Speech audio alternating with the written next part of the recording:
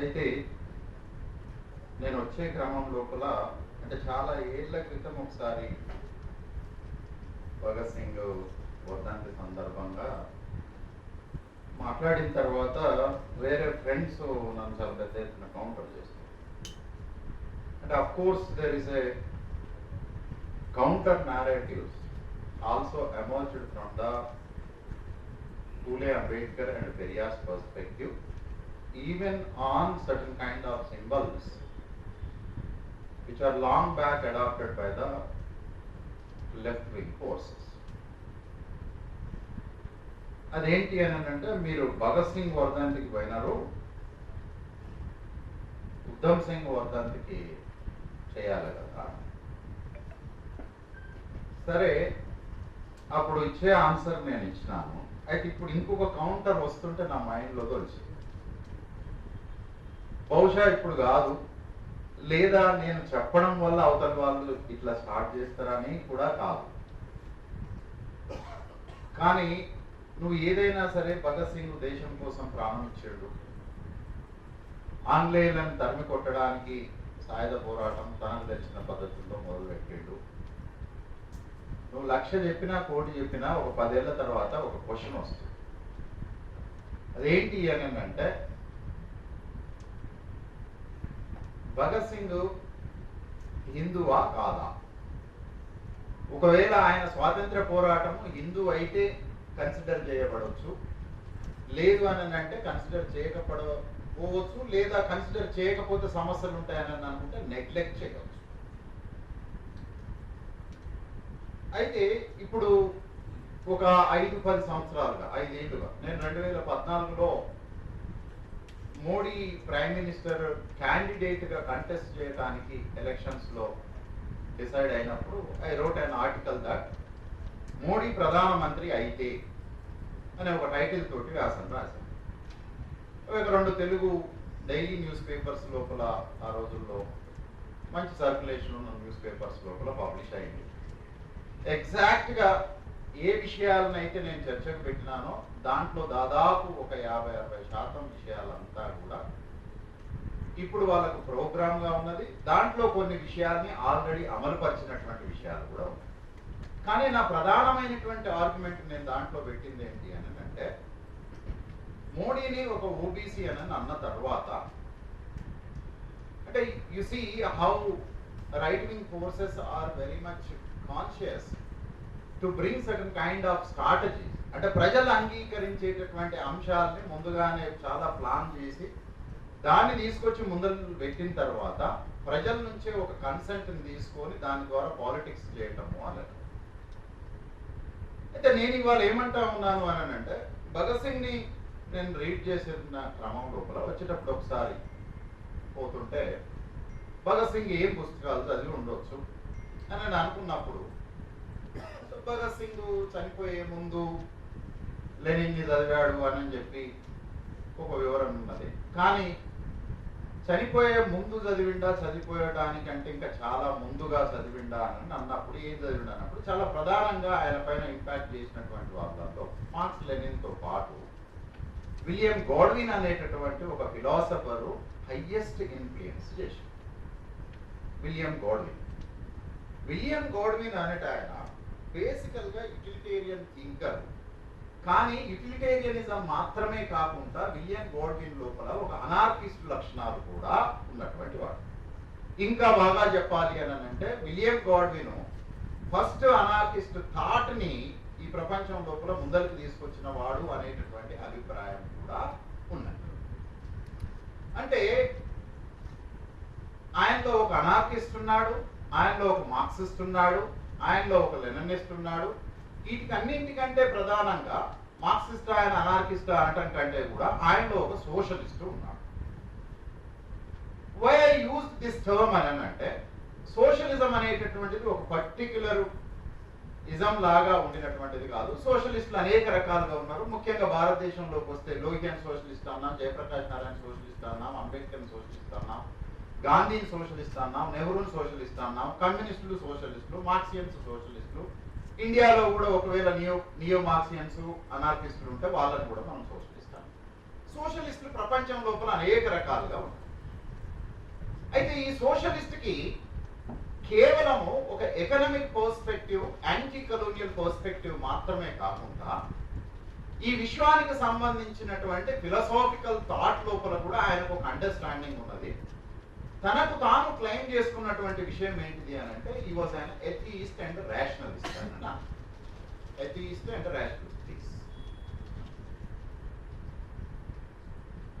అయితే మనకు ఒక 4-5 సంవత్సరాల క్రితము ఈ దేశం లోపల ఒక 20 నెల రోజుల క్రితము మన ట్రంప్ గారు గెలిచిన తర్వాత పౌరసత్వం ఎట్లా ఉండాలి అనేటటువంటి దాన్ని నిర్ణయించే క్రమం లోపల ఇప్పటి నుంచి బై బర్త్ పౌరసత్వం అనేటటువంటిది ఉండదు అని డిసైడ్ చేసిన తర్వాత ఇండియన్స్ లోపల, ఇండియన్ అప్పర్ కాస్ట్ లోపల ఒక పెద్ద యురేనియం బాంబు పడ్డట్టుగా అయిపోయింది. అయితే మనం ఈ సెంట్రల్ ఇండియా లేకపోతే సౌత్ ఇండియాలో ఉండటం వల్ల పౌరసత్వానికి సంబంధించినటువంటి విషయం లోపల పెద్ద ప్రమాదాన్ని ఎదుర్కోలేవు, లేదా నీ మనసులో ఒక యాంగ్జైటీ కూడా అంత పెద్ద ఎత్తున డెవలప్ కాలేదు.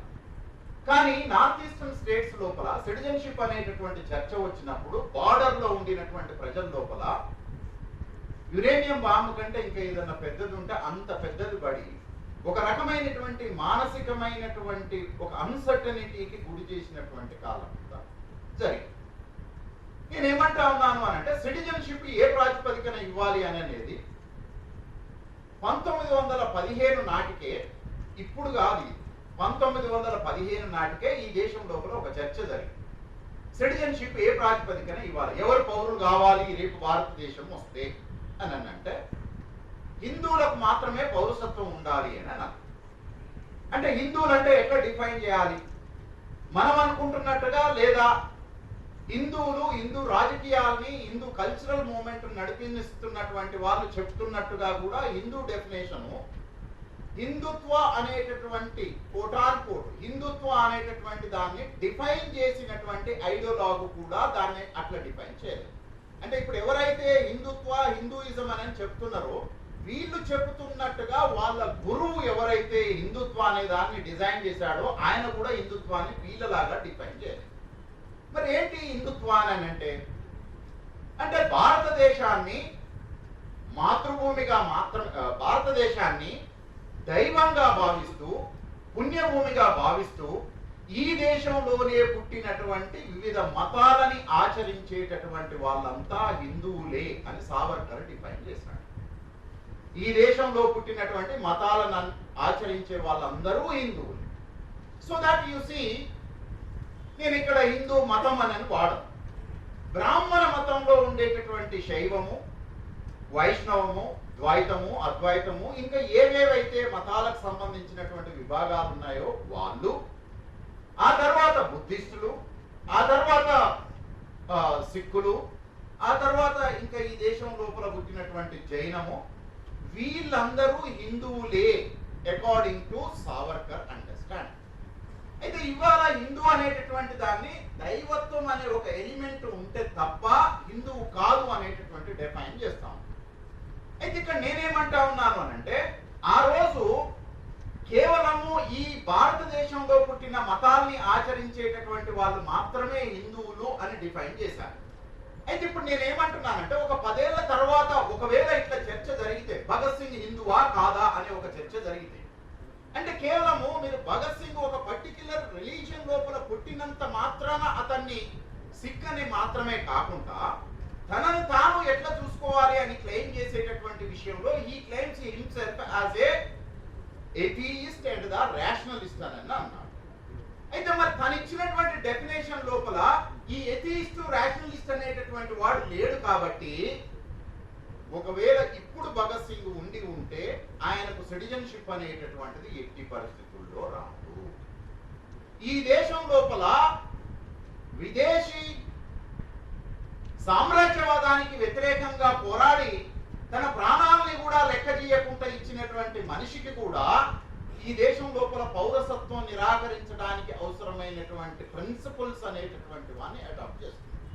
So according to the contemporary political situations, to have a citizenship, even Bhagat Singh is not eligible to have citizenship.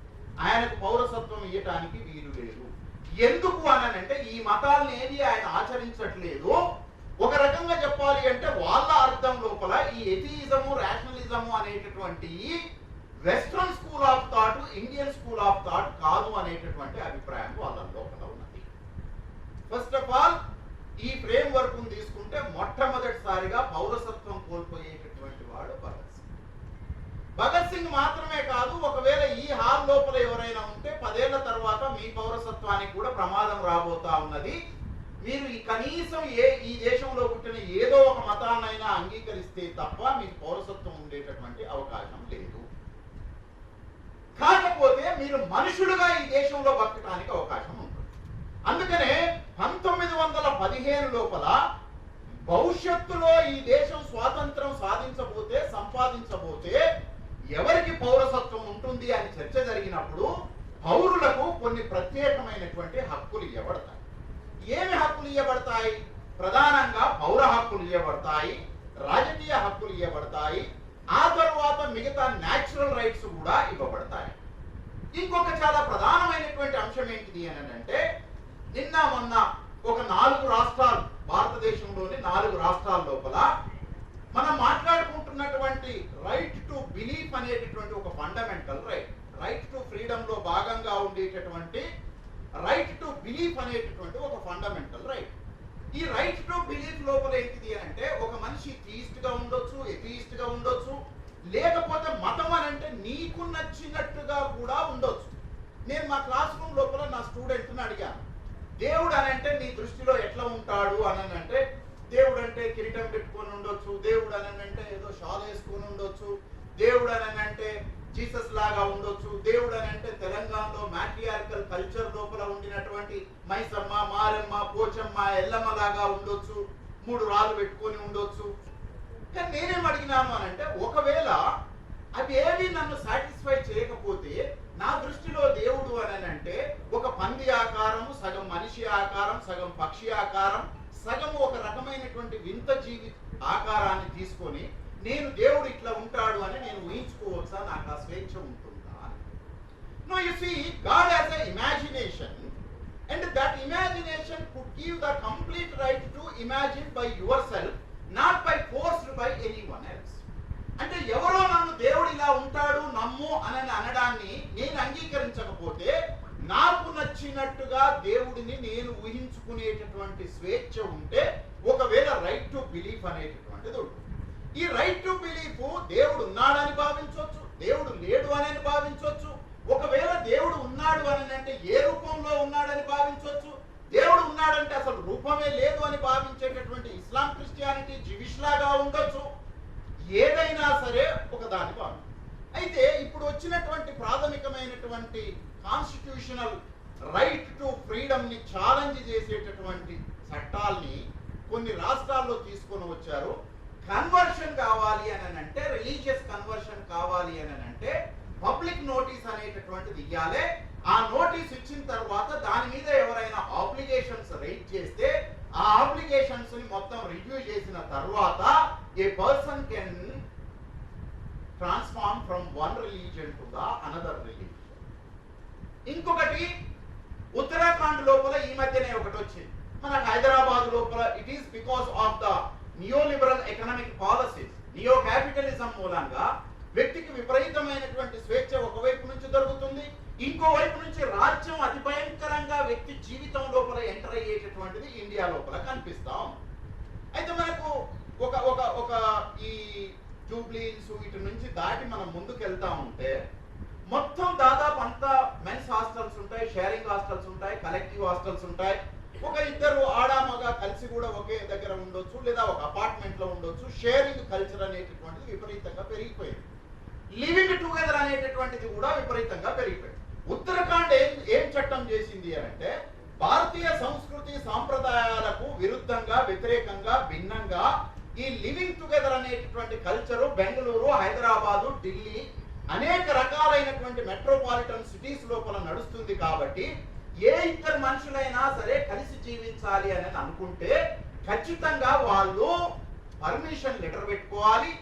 ఆ పర్మిషన్ లెటర్ కంటే ముందు you need certain kind of documents which are provided by the family members and the government of India అని అన్నారు. అంటే ఏం చేయాలి, కుటుంబము మా అమ్మాయి వేరే అబ్బాయి తోటి లివింగ్ టుగెదర్ లో ఉండొచ్చు, మేము అంగీకరిస్తున్నాము అని ఒక లెటర్ సర్టిఫై చేయాలి. ఆ తర్వాత నువ్వు ఆధార్ కార్డు అప్లోడ్ చేయాలి. ఆ తర్వాత నీకు ఉండినటువంటి బ్యాంక్ అకౌంట్ అన్ని నీ సర్టిఫికెట్స్ మొత్తం everything you have to upload. And if then after uploading all of the documents, ఒకవేళ నువ్వు ప్రభుత్వం నుంచి లివింగ్ టుగెదర్ పర్మిషన్ ఉంటే తప్ప నువ్వు లివింగ్ టుగెదర్ రిలేషన్స్ లోపల ఉండటానికి వీల్లేదు అని చట్టం వచ్చింది. అఫ్ కోర్స్ నేను ఇప్పుడు ఈ చెప్పిన ఈ లివింగ్ టుగెదర్ కి సంబంధించినటువంటి కొత్త చట్టం విషయం లోపల ఈ హాల్లో ఉండబడినటువంటి అనేక మంది కూడా అంగీకరించకపోవచ్చు. కానీ భారత రాజ్యాంగ చట్టము ఒక మనిషి తనకు నచ్చినట్టుగా జీవించేటటువంటి హక్కును ప్రసాదిస్తుంది. చాలా ప్రధానంగా అది చెప్పేటటువంటిది ఏంటిది అని అంటే, ఏ మనిషి జీవితంలోనైనా సరే is the sovereign, nobody is sovereign over the life of the others అని చెప్తుంది. అంటే నేను ఎలా జీవించాలి అనేటటువంటి విషయం లోపల అంతిమమైనటువంటి నిర్ణయం నాదే తప్ప నా జీవితము ఎట్లా నడవాలి అనేటటువంటి నిర్ణయం చేసే దాంట్లో ఇంకెవ్వరూ కూడా నిర్ణయం చేయటానికి వీల్లేదు. ఒకవేళ అట్లా చేస్తే వ్యక్తి స్వేచ్ఛ అనేటటువంటిది రాజ్యాంగం సూత్రీకరిస్తుంది తప్ప ఆచరణ లోపల ఏమాత్రము లేదు అని చెప్తాము. అందుకనే మిత్రులారా, ఈ కాంటెక్స్ట్ లోపల భగత్ సింగ్ ని ఎట్లా మనం రివ్యూ చేసుకోవాలి అని అంటే, నేనేమంటా ఉన్నానంటే భగత్ సింగ్ ఈ పోరాటం చేసిండు ఆ పోరాటం చేసిండు కాదు. ఒకవేళ భగత్ సింగ్ ఇప్పుడు ఉంటే అసలు ఆయనకే పౌరత్వం ఉండటానికి లేదు. మన సంగతి పక్కకు పెట్టేసి, this is the fundamental thing. And the second thing which we need to understand that what actually the difference in between Stalin నన్ను అడిగిండు అంటే, ఇప్పుడు దేశం లోపల చాలా విపరీతమైనటువంటి కమ్యూనల్ రైట్స్ అనేటటువంటిది జరుగుతూ ఉన్నది. Dominant communities, whether it is a religion, cost, gender ఏదైనా కావచ్చు, వాళ్ళు వీక్ సెక్స్ పైన, వీక్ కాస్ట్ పైన, వీక్ రిలీజియన్ పైన అత్యంత దుర్మార్గమైనటువంటి దాడి జరుగుతూ ఉన్నది. నేను కూడా నాకెవరో స్టూడెంట్స్ కొంతమంది పంపిస్తే ఈ మధ్య కాలంలో 2 రోజుల నుంచి నేను వీడియోలు చూస్తాను. వీడియో చూస్తే ఫోర్స్ఫుల్ గా రంగులద్దటము, ఫోర్స్ఫుల్ గా పువ్వులు చల్లటము, అయితే with in the religion, with in the family లోపల కూడా ఉమెన్ బాడీని మిస్యూజ్ చేసే పద్ధతిలో టీవీ వీడియో తీసుకుంటూ స్త్రీ పిరుదులకు కూడా నువ్వు రంగులు పూసేటటువంటి ఒక కల్చర్ ని మనం తీసుకున్నాం. Of course you have a right to celebrate your festival, right, but that must be practiced without creating any problem, harm to the other human being. అంటే నాకు ఇష్టం లేని దాన్ని కూడా నన్ను ఫోర్స్ చేసే పద్ధతుల లోపల, ఒత్తిడి చేసేటటువంటి పద్ధతుల లోపల ఏ స్థితి అయినా కూడా జరిగితే అది ఫండమెంటల్ గా రాజ్యాంగం ఇచ్చినటువంటి సహజ హక్కు సూత్రానికి పూర్తిగా విరుద్ధమైనటువంటిది, వ్యతిరేకమైనటువంటిది. అయితే ఇప్పుడు రాజ్యాంగానికి సంబంధించినటువంటి హక్కుల గురించి మాట్లాడేటటువంటి పరిస్థితి లేదు. ఇప్పుడు ఏం మాట్లాడాలి అని అంటే, ప్రపంచం లోపల ఎప్పుడైనా ఎక్కడైనా సరే right wing forces, whether it is a right wing forces అయినా సరే, అది ఎకనామిక్ రైట్ వింగ్ ఫోర్సెస్ కావచ్చు, కల్ట్ రైట్ వింగ్ ఫోర్సెస్ కావచ్చు, రేషియల్ రైట్ వింగ్ ఫోర్సెస్ కావచ్చు, రిలీజియస్ రైట్ వింగ్ ఫోర్సెస్ కావచ్చు, ఎటువంటి రైట్ వింగ్ ఫోర్సెస్ అయినా సరే ప్రధానంగా వాళ్ళు మాట్లాడేటటువంటి భాష పూర్తిగా వ్యక్తి స్వేచ్ఛకు వ్యతిరేకంగా దేశం అనేటటువంటి దాన్ని చాలా ఆల్టర్నేట్ గా నిలబెట్టి చూపిస్తారు. దేశం ప్రధానమైనటువంటిదా, వ్యక్తి ప్రధానమైనటువంటి వాడు. సహజంగానే సమాజం గురించి ఆలోచించేటటువంటి రైటో, లెఫ్టో, సెంటరో ఇంకెవడైనా సరే సమాజమే ప్రధానమైనటువంటిది, వ్యక్తి ప్రధానం కాదు అనేటటువంటి ఆర్గ్యుమెంట్ ఉంటాయి. కానీ అనేక రకాలైనటువంటి ఐడియాలజీస్ లోపల వ్యక్తికి ఎంతో కొంత గుర్తింపు ఇచ్చినప్పటికీ ఈ రైట్ వింగ్ ఫోర్సెస్ లోపల ఏంటిది అని అంటే, వ్యక్తి అసలు పూర్తిగా అప్రధానము. To say in another way, the first is state and the last is state. మొదటి ప్రాధాన్యత ఏమంటారు, నేషన్. మొదటి ప్రాధాన్యత దేశానికే లేదా జాతీయతకే ఉంటుంది, చివరి ప్రాధాన్యత దేశానికే, జాతీయతకే ఉంటుంది. ఈ మొదట చివర దేశమే ఉంటుంది. ఈ దేశం తప్ప మనిషి అనేటటువంటి వాడు ఉండడు. That is the reason in generally all the right wing forces including certain kind of authoritarian states very recently undermined the individual rights. దాదాపు ప్రపంచం లోపల ఇప్పుడు 30 దేశాల లోపల రైట్ వింగ్ ఫోర్సెస్ పవర్ లోకి వచ్చాయి.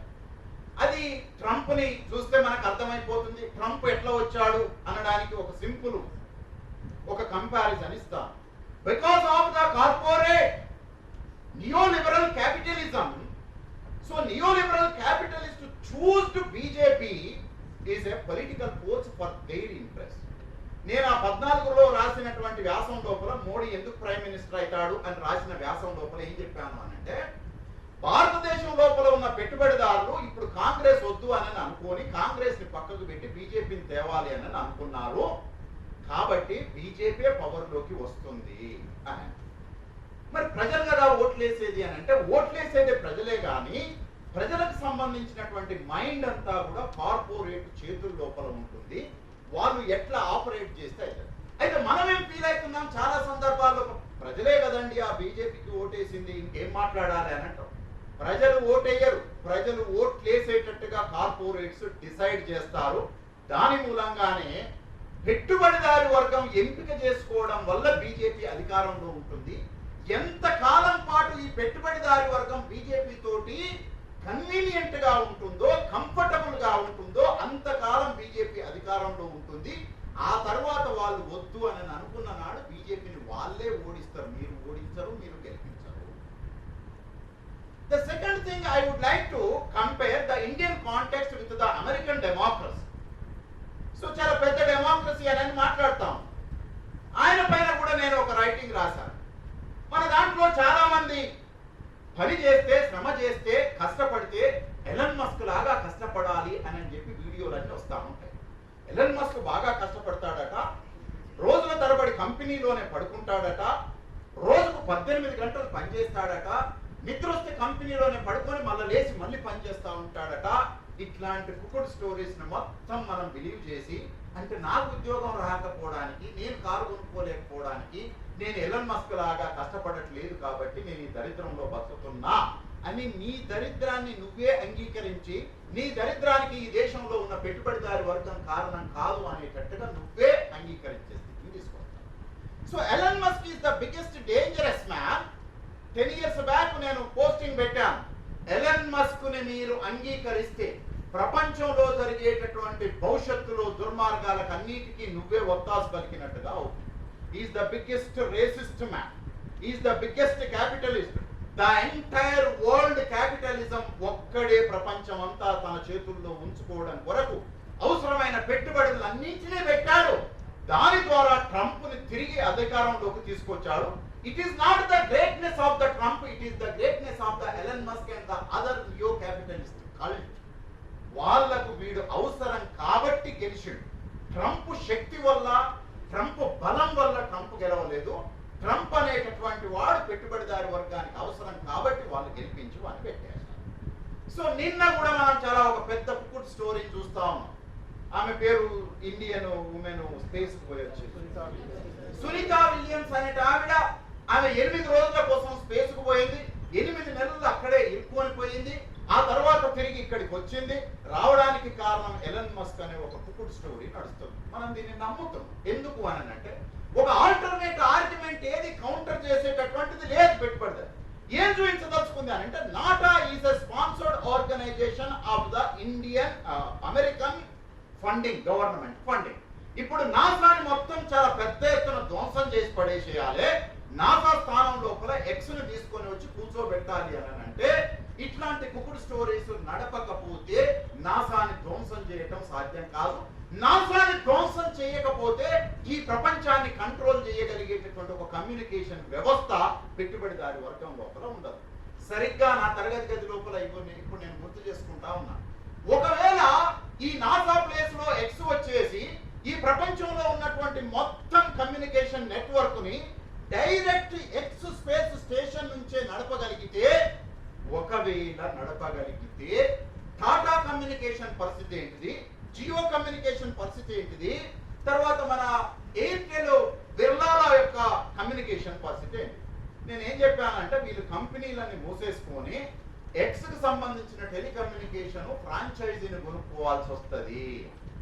So you see how we start some sort of the franchise shops, you know. So tomorrow the Indian biggest capitalism becoming as a franchisee, not a capitalist directly, not a owner of the production directly. అంటే దేశాల లోపల అత్యంత బలమైనటువంటి శక్తివంతులైనటువంటి సంపన్నులైనటువంటి పెట్టుబడిదారులు కూడా రేపు వాళ్ళు ఒక ప్రధానమైనటువంటి ప్రపంచ బలమైనటువంటి సంస్థకు ఒక ఏజెంట్ గానే మారుతాడు తప్ప వాడు ఈ ప్రపంచాన్ని నడిపేటటువంటి స్థితి నుంచి బయటికి వెళ్ళిపోతాడు. So friends, I hope you people could understand that how the entire world is transforming into the hands of the neo-capitalism. ఈ ప్రపంచం లోపల చిన్న చితక పెట్టుబడిదారి వర్గాలని మొత్తం సంపేసేసి దాని స్థానం లోపల ప్రపంచంలో ఉండేటటువంటి 1% పెట్టుబడిదారి వర్గం మొత్తం ఎకానమీని డిటర్మైన్ చేస్తుంది.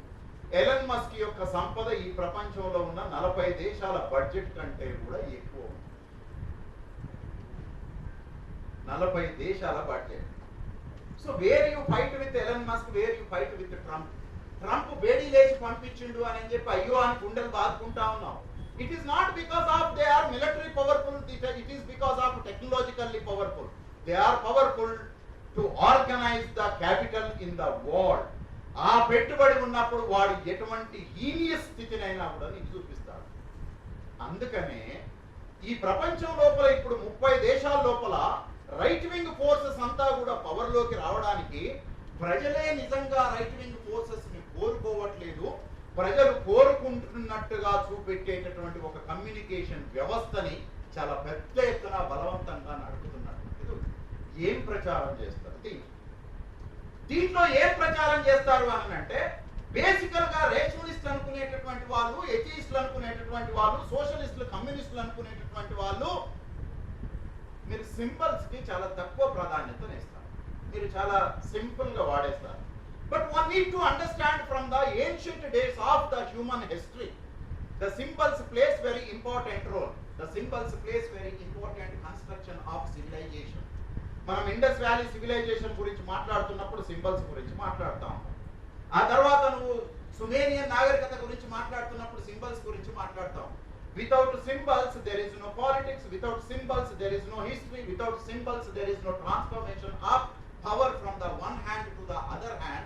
Symbols actually psychologically, emotionally deal and convert the people's minds from one stage to the another stage. But we give very less importance to the symbols.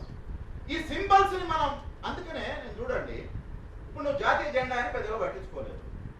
ఒకటికొకటికి 3 రంగుల జెండా చూడంగానే ఒంట్లో మొత్తం కూడా వైబ్రేషన్స్ వచ్చేస్తా ఉంటాయి. సమ్వన్ జాతీయ గీతం పాడుతున్నప్పుడు వాడికి వైబ్రేషన్స్ వచ్చేస్తా ఉంటాయి. ఇంకొకటికి ఆవును చూసినప్పుడు వైబ్రేషన్స్ వస్తూ ఉంటాయి.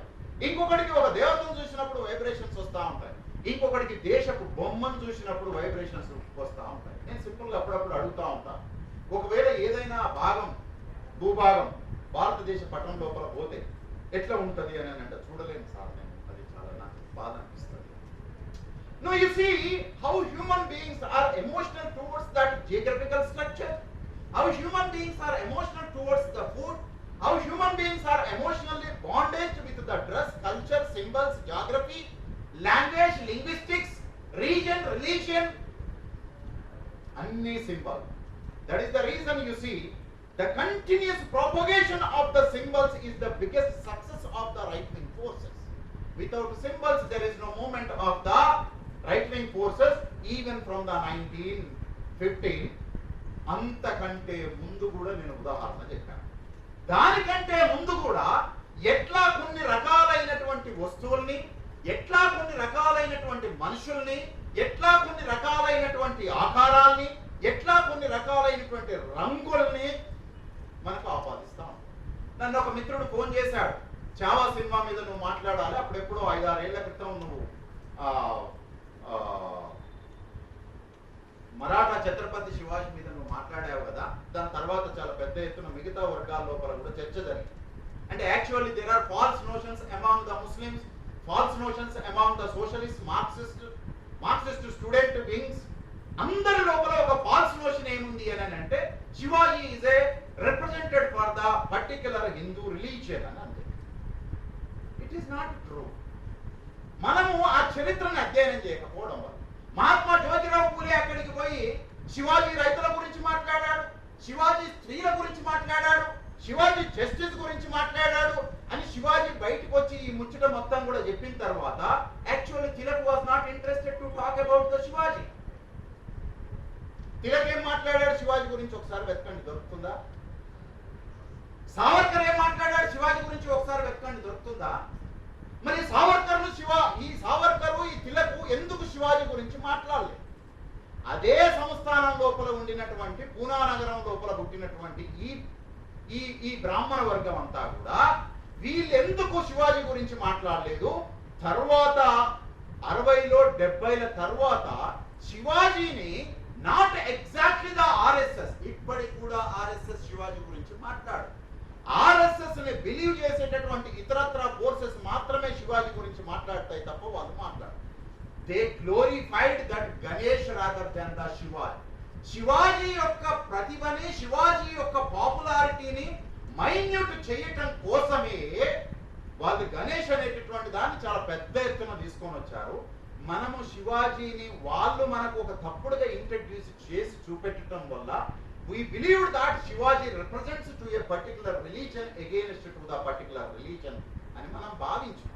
ఆ భావన నుంచి పూలే చరిత్రను అధ్యయనం చేసిండు, పూలే శివాజీ గురించి వాస్తవాన్ని ముందుకు తీసుకొని పెట్టిండు.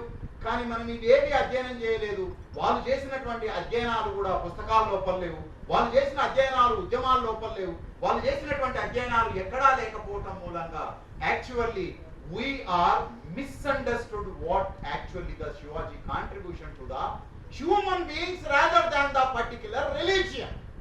ఇట్లా ఇంకా అనేక రకాలైనటువంటి సింబల్స్ ని యూ కెన్ టేక్. నన్ను ఆ మిత్రుడు అడిగిన తర్వాత నేను ఏమన్నాను అని అంటే, మీరు ఎప్పుడు ప్రోగ్రామ్ వాళ్ళు ఇస్తారో మమ్మల్ని స్పందించమంటారు, కానీ మీ ప్రోగ్రామ్ ఇస్తే మీరు వాళ్ళకి ఫోన్ చేసి పలానోళ్ళు ఇట్లా అంటారు కదా మీరు మాట్లాడండి అని మీరు అడుగుతారా? Yes, some time very recent back, sometime in Usmania University, student gave the program to Nagpur office, student gave the program to the VHP, student gave program to the BJP, ABVP, అన్ని రకాలైనటువంటి religious organisation ని challenge చేసేటటువంటి ఒక cultural movement ని ఉస్మానియా విద్యార్థులు వాడికి programme ఇస్తే వాడు ఆన్సర్ చేయాల్సిన స్థితికి వచ్చింది. So what is the programme today? ఇప్పుడు వాడు ప్రోగ్రామ్ ఇస్తున్నాడు, అయ్యో మేము అట్లా కాదండి, అయ్యో మేము ఆ రకంగా అర్థం చేసుకోవట్లేదండి అని నువ్వు రిజైండర్ ఇవ్వాల్సినటువంటి పరిస్థితిలో నువ్వున్నావు. వాడేమో నీకు ప్రోగ్రామ్ ఇస్తా ఉన్నాడు, అయ్యో నేను అంత పాపం చేయలేదండి, దుర్మార్గం చేయలేదండి, దయచేసి మమ్మల్ని వదిలిపెట్టండి, క్షమాపణ కోరుకునేటటువంటి స్థితికి నిన్ను వాడు నెట్టేసేసి. All this is because of we're very unconscious and subconscious about the cultural symbols and the social movement. So కేవలము ఒకే రకమైనటువంటి మూస పద్ధతుల లోపల సింబల్స్ ఎట్లా మనుషుల యొక్క మానసిక స్థితిని, దేశపు యొక్క అస్తిత్వాన్ని, మిలిటరైజేషన్ ని, మీడియాని, మైండ్ ని, రాజకీయాల్ని, సమాజాన్ని, ధర్మాన్ని, వీటినన్నింటినీ డిటర్మైన్ చేసేటటువంటి పద్ధతుల లోపల ఇవాళ సోషల్ మీడియా, నేను కూడా ఫస్ట్ లో ఒక వ్యాసం రాశాను, సోషల్ మీడియా అనే ఒక నెట్వర్క్ వచ్చిన తర్వాత మార్జినలైజ్డ్ వాని వాయిస్ చెప్పుకోవడానికి ఒక వేదిక దొరికింది అని అన్నా. ఏడుంది వేదిక? నువ్వు ఒక కామెంట్ చేస్తే ఇమ్మీడియట్ గా నిన్ను బ్లాక్ చేసేస్తాం, కానీ వాడు కామెంట్ చేస్తే మనం చూడకపోయినా మన అకౌంట్ లోకి ఇట్లా ఓపెన్ చేస్తే సార్లు టక్కున వచ్చేస్తా ఉంటుంది. నేను చాలా సార్లు బాధితులు, నేను ఆ పోస్ట్ పెట్టేటప్పుడు అనుకుంటాను, అబ్బా ఈ పోస్ట్ కనీసం ఒక 1000 మందికి రీచ్ అవుతుంది కావచ్చు, 3 కూడా రీచ్ కాదు. They used algorithm. So you see here, try to understand, my friends, how the corporate capitalism will control the ideas of the marginalized, how it controls the ideas, politics, social interpretation. నీ మొత్తం ఆలోచనల్ని మొత్తము social media control చేసేస్తాం. ఈ social media network నేను 14లో వ్యాసం రాసేనాడు నేను చెప్పాను, లండన్ లోపల 5000 మంది టెక్నీషియన్స్ వాడుతూ లండన్ లోపల నుంచి 2014 లోక్సభ ఎన్నికల్ని ఇక్కడ ఆపరేట్ చేశారు. నేను మహబూబ్ నగర్ డిస్టిక్ పోతే ఒక నియోజకవర్గం లోపల 500 మంది కార్యకర్తలు వాళ్ళకు 2 వీలర్స్ కొనిస్తే ఈ 500 మంది గ్రామాల్లోకి పోయి ఈ రైట్ వింగ్ ఫోర్సెస్ కు సంబంధించినటువంటి పాలిటిక్స్ ను నిలబెట్టకపోతే మనకు ప్రమాదం జరుగుతుంది అని నేనేమంటున్నానంటే మిత్రులారా, శత్రువు కళ్ళ ముందు స్పష్టంగా కనిపిస్తున్నా సరే నీ ప్రజలకు కూడా వాడు శత్రువు అని చెప్పటం లోపల నువ్వు విఫలమవుతావు. నాకు ఒక హిస్టరీ స్టూడెంట్ ఉన్నాడు. ఆ హిస్టరీ స్టూడెంట్ రోజు మార్నింగ్ నేను కాలేజీకి పోగానే వాడు యూట్యూబ్, వాట్సాప్ ఇవన్నీ ఫాలో అయ్యి నా దగ్గరకు వచ్చేసి, సార్ ఇట్లా చేస్తే ఎట్లా సార్ కమ్యూనిస్టులు, ఇట్లా చేస్తే ఎట్లా సార్ ముస్లిమ్స్ అని అంటుండేవాడు. నేను అన్నా, ఓహో నువ్వు ఇవన్నీ ఫాలో అవుతుంటావా, బుక్స్ చదవా అని అంటే, చదువుతాను సార్, నేను ఇది ఎక్కువ ఫాలో అవుతాను అని. ఆ తర్వాత క్రమక్రమంగా now he is speaking against to the right wing forces, how they are against to the marginalized community. నేను ఒకటే క్వశ్చన్ అడిగినా నా పిల్లవాడు, నేను ఏమన్నానంటే, నువ్వు always you are speaking against to the Muslim Christians. నీ సంపదని, నీ భూమిని, నీ అవకాశాన్ని, నీ రిజర్వేషన్ని ముస్లింలు, క్రైస్తవులు, బుద్ధిస్టులు ఏమన్నా దోసుకొని వెళ్ళిపోయారా అంటే లేదు సార్. మరి నీ కుటుంబము ఒక పర్టికులర్, ఆయన కులం ఇప్పుడు అవసరం లేదు కానీ, నీ కులము ఇంత హీనంగా దీనంగా ఉండటానికి, నీ ఆర్థిక పరిస్థితి ఇంత దుర్మార్గంగా ఉండటానికి మీ ఊర్లో ఉన్నటువంటి హిందూ దొరలు, భూస్వాములు కారణమా, లేకపోతే మీ ఊరితోటి, మీ జీవితంతో ఇప్పటి వరకు సంబంధం లేనటువంటి ముస్లిం, క్రైస్తవుడు, బుద్ధిస్టు, కమ్యూనిస్టు కారణమా అని అన్నారు. వాళ్ళు కాదు సార్. ఎవరైతే నీ జీవితం ఇంత అనగారిపోవడానికి కారణం కాదో వాళ్ళని నువ్వు శత్రువులని నమ్ముతున్నావు. This is the success of the right wing forces. ఎవడైతే శత్రువు కాదు, ఒక ఇల్యూజనరీ ఎనిమీ ఇమేజ్ ని కన్స్ట్రక్ట్ చేసి ప్రజలందరూ దాన్ని నమ్మేటట్టుగా చేయటం లోపల they are more experts, efficient. They use technology, they use institutions, they use court, ఎన్ని వాడేస్తారు. నువ్వు నీకు చిన్న నీ హక్కుకు భంగం కలిగింది అని నువ్వు కోర్టుకు పోలేవు. కానీ నువ్వు మాట్లాడిన, ఇప్పుడు ఇక్కడ మాట్లాడుతున్నటువంటి సుదర్శన్ పైన కూడా వాళ్ళు కోర్టు కేసును ఫైల్ చేయగలుగుతారు. కానీ రాజ్యాంగమే ప్రమాణం చేసినటువంటి నీ ప్రాథమిక హక్కుకు భంగం కలిగినా సరే నువ్వు కోర్టుకు పోవటానికి సాహసించలేదు. పెద్ద క్రౌడ్ ఉన్న దగ్గర కూడా వాళ్ళు 2-3 మనుషులైనా సరే అల్లకల్లోలం సృష్టించే ఫిజికల్ వయలెన్స్ ని వాడతారు. Because they strongly believe that the peace, శాంతి అనేటటువంటిది చాతగాని వెధవలు మాట్లాడేటటువంటి భాష. సమాజాన్ని మార్చాలి, ధర్మాన్ని నిలబెట్టాలి అని అనుకున్నప్పుడు ఆయుధాన్ని ఖచ్చితంగా వాడాలి. ఆయుధం వాడటమే ధర్మాన్ని నిలబెట్టటము అనేటటువంటి దాన్ని కంటిన్యూస్ గా బోధించిన తర్వాత ఈ చదువు సంధ్య లేని పోరగాలు, అఫ్ కోర్స్ చదువున్న పిల్లలు కూడా తల్వార్లు, తుపాకులు, చాకులు, కత్తులు, గండ్రగొడ్డళ్ళు, కర్రలు, రాడ్లు వీటినన్నింటిని పట్టుకొని పోయి ఒక anarchic condition. Actually they are not talking about the dharma, they are talking about the anarchy. వాళ్లకు నచ్చినట్టుగా సమాజాన్ని మొత్తం శాసించేస్తాం. They want to believe the law, they want to believe the constitution, they want to believe the democracy, they want to believe the parliament. Basically they are against to the democratic principles.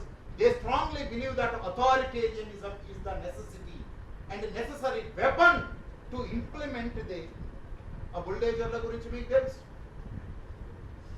లేకపోతే ఇప్పుడు నాగ్పూర్ లో జరిగింది, ముఖ్యమంత్రి ప్రధానంగా ఉప ముఖ్యమంత్రి తోటి పోయి కూర్చొని సినిమా చూసిన తర్వాత ప్రజల లోపల చలనం రాదు అని చెప్పి నువ్వు అనుకుంటావా? ఒకవేళ నువ్వే సినిమా ప్రొడ్యూస్ చేస్తే రేవంత్ రెడ్డి పోయి కూర్చొని సినిమా చూసి వస్తాడా? Do we have the courage to go and watch the movie if movie is produced on behalf of the marginalized, disadvantaged communities? కేంద్రంగా వాళ్ళు ఎట్లా మతం చేత దోపిడీకి, పీడనకు గురి అవుతా ఉన్నారు అనే ఎవడైనా ఒక ఎక్స్పర్ట్, టాలెంటెడ్ డైరెక్టర్ ఉంటే అది ప్రజలందరూ ఇష్టపడుతున్నా సరే ఈ రాష్ట్రానికి సంబంధించినటువంటి రాజకీయ నాయకులు, ప్రభుత్వాధినేతలు పోయి సినిమా చూసి ఈ సినిమాను చూడండి అని ప్రమోట్ చేసేటటువంటి శక్తి నీకు ఉందా? అంత ధైర్యం ఉందా? Do you have courage? They instigate the minds, they instigate the people, they use the all constitutional institutions according to, in favor of them and their politics.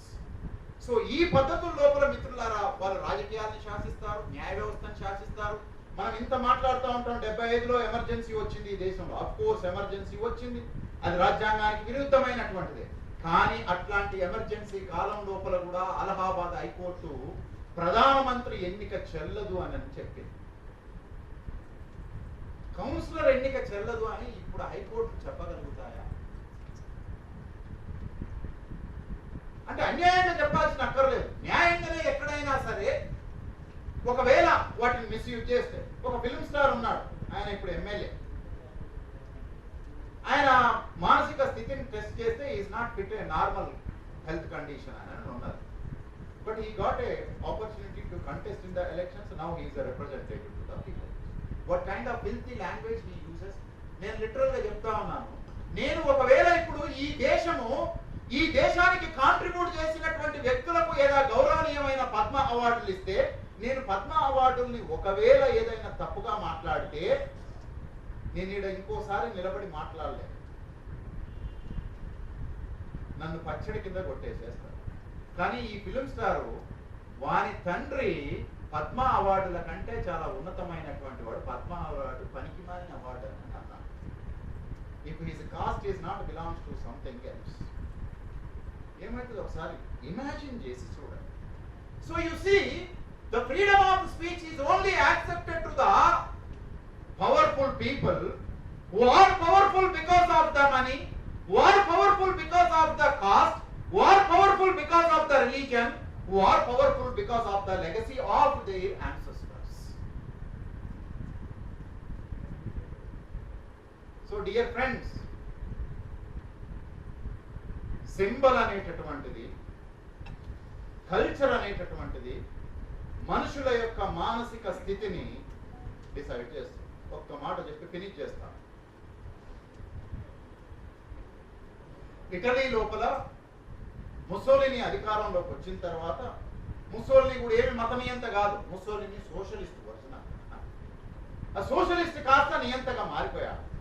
ఈ సోషలిస్ట్ అధికారంలోకి వచ్చిన తర్వాత సోషలిస్ట్ ఉద్యమాన్ని తొక్కిపెట్టడం కొరకు ఎవరైతే సోషలిస్ట్ ఉన్నారో వాళ్ళందరినీ అరెస్ట్ చేసి జైళ్లలో పడేసేస్తే, మార్క్సిజాన్ని కొత్త పద్ధతుల లోపల ఇంట్రడ్యూస్ చేసినటువంటి కల్చరల్ హెజిమోనీ అనే ఒక కాన్సెప్ట్ ని ఆంటోనియో గ్రాంషి డిజైన్ చేశారు.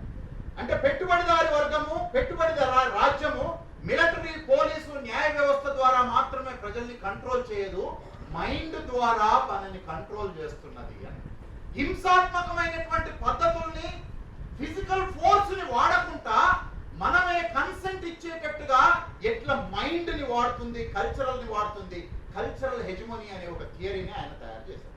ఆయన తీసుకుపోయి కోర్టులో జడ్జి ముందు నిలబెట్టిన తర్వాత ప్రభుత్వానికి సంబంధించినటువంటి అడ్వకేట్ ఏం చెప్తా ఉన్నాడంటే, అప్పటికే ఈయన గోడకు తల బద్దలు కొట్టుకొని సుమారు గోడ అంతా కూడా పెయింటింగ్ వేసినట్టుగా రక్తంతో మరకలతోటి ఉండిపోయింది. తీసుకొచ్చి ఆడ నిలబెట్టిన తర్వాత ఈ మైండ్ ని కనీసం 20 సంవత్సరాల పాటు పని చేయకుండా ఆపేసి. You see, they don't want to punish the body of it. They wanted to punish, they wanted to stop the mind for not to think for at least 2 ఒక 2 సంవత్సరాల పాటు ఆ మైండ్ ని ఆలోచన చేయాలి. అందుకనే బాబాసాహెబ్ అంబేద్కర్ ఏమంటాడు అని అంటే, నువ్వు నన్ను వధించగలుగుతావు కానీ నా ఆలోచనలను చంపలేవు అని మనోళ్ళు ఆవేశంగా చాలాసార్లు మాట్లాడతారు. అది తప్పు. మనుషుల్ని నిర్మూలించడం ద్వారా మనుషుల లోపల ఉండేటటువంటి ఆలోచనలను కూడా నిర్మూలించవచ్చు. కాబట్టి ఈ ఆలోచనని నిర్మూలించేటటువంటి కార్యక్రమం మరొక వైపు నుంచి చాలా ప్రధానంగా అన్ని రకాలైనటువంటి వ్యవస్థల్ని వాడుకోవటము. ఇంకా నేను చాలా విషయాల్ని మాట్లాడలేకపోతా ఉన్నాను.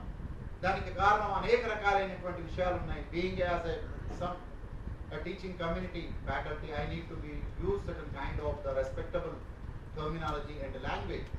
So ఈ పద్ధతుల లోపల ఇవాళ నిన్ను ఇంటరాగేట్ చేయటము, నిన్ను ఇన్సెక్ట్ చేయటము, ప్రపంచం ముందు నిన్ను చాలా ప్రధానమైనటువంటి దోషిగా నిలబెట్టేశారు.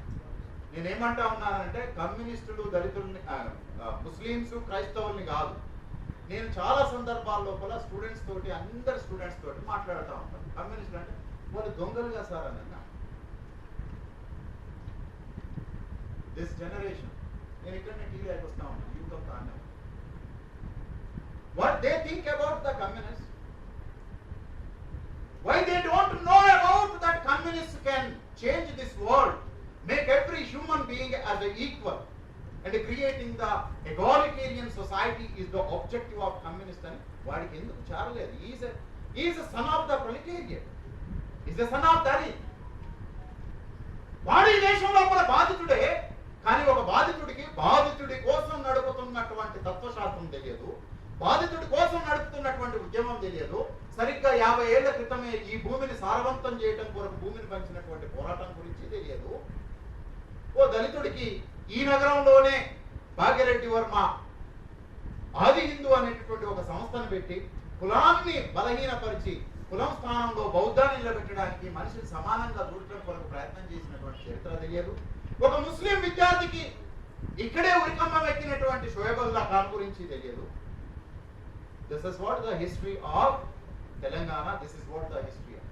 నేనేమంటా ఉన్నానంటే 400-500 సంవత్సరాల క్రితం జరిగినటువంటి ఒక సంఘటనని ఇవాళ సినిమాగా తీసుకొని వచ్చి ప్రజల్ని ఇది నిజమని నమ్మించడం కొరకు అన్ని శక్తుల్ని వాడుతా ఉన్నారు. 50-60 ఏళ్ల క్రితం ఇదే హైదరాబాద్ నగరంలో ఒక మనిషి ఉరితీతో గురి అయితే ఆ పక్కనే ఇల్లున్నోడికి కూడా ఈ చరిత్ర గురించి తెలియదు. ఈ పూణే నగరం లోపలనే ఉండినటువంటి వాడికి పూణే గురించి తెలియదు.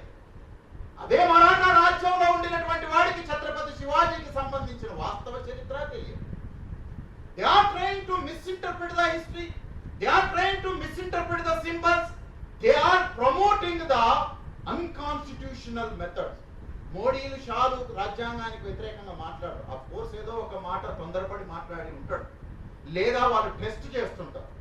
అంటే ల్యాబ్లలో ఈ పరిశోధన చేసేటటువంటి సైంటిస్టులు మొదటి ప్రయోగం, రెండో ప్రయోగం, మూడో ప్రయోగం చేసి ఫైనల్ గా ఒక ప్రొడక్ట్ తీసుకొని వస్తూ ఉంటారు. చూడు వాడు కూడా ఏం చేస్తాడంటే ఇట్లా కొట్టి చూస్తాడు, ఇది వేయడం ద్వారా ఎట్లాంటి రెస్పాన్స్ వస్తుంది. దాన్ని బట్టి మనము నెక్స్ట్ చేసేటటువంటి మెడిసిన్ బాణం ఎంత గట్టిగా ఉండాలి, ఎంత సులభంగా ఉండాలి, లేకపోతే కొద్దిసేపు ఆగిన తర్వాత మళ్ళీ బాణం వేద్దామా, ఒక 5 ఏళ్ల తర్వాత 10 ఏళ్ల తర్వాత అని డిసైడ్ చేస్తాం.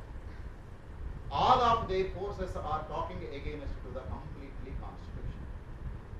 My dear friends, I would like to request a simple thing. If you are really a Marxist, if you are really a socialist, if you really have a objective of to bring the social justice in this country, simple గా నేను అడుగుతాను, ఈ దేశం లోపల road మీద నడవడానికి నిరాకరించబడినటువంటి మనుషులు,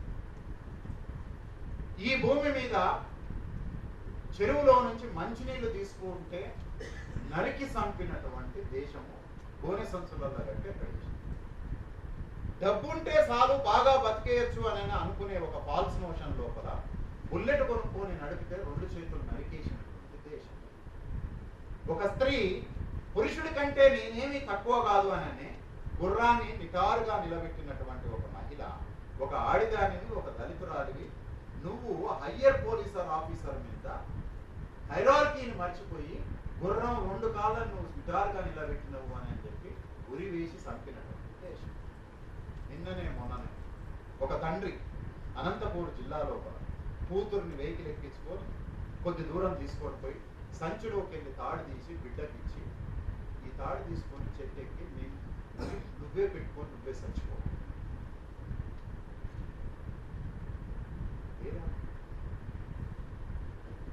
No, you see what I am trying to convey you people, that it is not in the office of Nagpur, it is not in the office of Shyam Prasad Mukherjee. Your enemy is there in your home.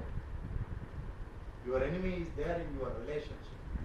Your enemy is there in your caste. Your enemy is there surrounded by. తండ్రి బిడ్డకు తాడిచ్చి నేను నిన్ను touch కూడా చేయను, నువ్వు చెట్టెక్కి మెడకు బిగించుకొని కొమ్మ కట్టుకొని ఆమె నుంచి దూకి చచ్చిపో. ఆ పిల్ల చాలా ఆర్గ్యూ చేసింది. మనందరికీ లేనటువంటి ఒక బుద్ధి జ్ఞానము, మార్క్సిజము అంబేద్కరిజం తెలియని ఒక ఆడపిల్లకు ఉన్నది. ఏమున్నది అని అంటే, తండ్రి ఇది నా జీవితము, ఒక మనిషి తనకు నచ్చినట్టుగా జీవించగలగటము అనేటటువంటి an individual is a sovereign over their body and mind అనేటటువంటి దాన్ని ఈ భాష కరెక్ట్గా వాడకపోవచ్చు, కానీ నా జీవితాన్ని నిర్ణయించుకునేటటువంటి హక్కు నాకు నీకు ఎటువంటి పరువు భంగం కలగకుండా నా కూతురు చాలా గొప్పగా బతుకుతుంది అని నేను చూపించగలుగుతా, నాకు అంత నమ్మకం ఉంది ఆ పిల్లవాడికి. నీకు ఏ గొప్ప కార్లు గీర్లు అక్కర్లేదు, కులము చెడటమే నా పరువు పోవడం, కాబట్టి నువ్వు నాకు అక్కర్లేదు, నువ్వు ఉరేసుకొని సాగు అని తాడుకొని చేతులు పెట్టేస్తాను. ఈ దేశంలో బేటీ బచావో బేటీ పడావో అని మాట్లాడతాం. ఈ రెండు చేతులు నరికిన దగ్గర ఈ సంఘు లేదు. ఈ పిల్ల ఉరియేసుకోమని చంపినటువంటి దగ్గర ఈడు పోయి పిల్లల్ని చంపుతున్నారు ఈ దేశం లోపల అని ధర్నా చేయలేదు. హత్రాస్ లోపల ఆడపిల్లని గ్యాంగ్ రేపులు చేస్తే చేయలేదు. వీళ్ళు ఎవరు కూడా ఈ దేశం లోపల ఇంటర్నల్ గా జరుగుతున్నటువంటి అసలైన శత్రువు, ప్రజల శత్రువు గురించి వాళ్ళు మాట్లాడరు. వాళ్ళు కేవలము లేని శత్రువుకు ఒక రూపం ఇచ్చి ఆ రూపంతో భ్రమతోటి మనమంతా కొట్లాడించే ఒక మానసిక స్థితిలో మనం ఉంచుతాం. It is a illusion. Unless breaking this illusion by using your skills, by using all of this, you cannot defeat the fascism, you cannot defeat the Brahmanical Hindu fascism. Unless defeating all these things, they can rule this country for the coming 50 years, not for 5 years. మీరేదో ఇక్కడ అక్కడ ఓట్ల లెక్కలు తగ్గుతున్నాయి అని కొంచెం మీరంతా చిన్న చిన్న వాటికి తృప్తి పడేటటువంటి మనుషులు. ఈ ఫ్లక్చువేషన్స్ చాలా కామన్ గా ఉంటాయి అని వాళ్ళు బిలీవ్ చేస్తా ఉన్నారు. మైండ్స్ ని మారిస్తే ఈ దేశాన్ని 100 ఏళ్ళు రౌల్ చేయొచ్చు అనేటటువంటి దాంట్లో వాళ్ళు ఉన్నారు. మీరు మైండ్ గురించి మాట్లాడట్లేదు, మీడియా గురించి మాట్లాడట్లేదు, పాపులారిటీ గురించి మాట్లాడట్లేదు, సింబల్స్ గురించి మాట్లాడట్లేదు. మీరు ఒక అక్షరం రాయలేరు, మీ నోరు తెరిచి మాట్లాడితే అది నీకు కూడా అర్థమవుతుందో లేదో స్థితిలో ఉన్నాం.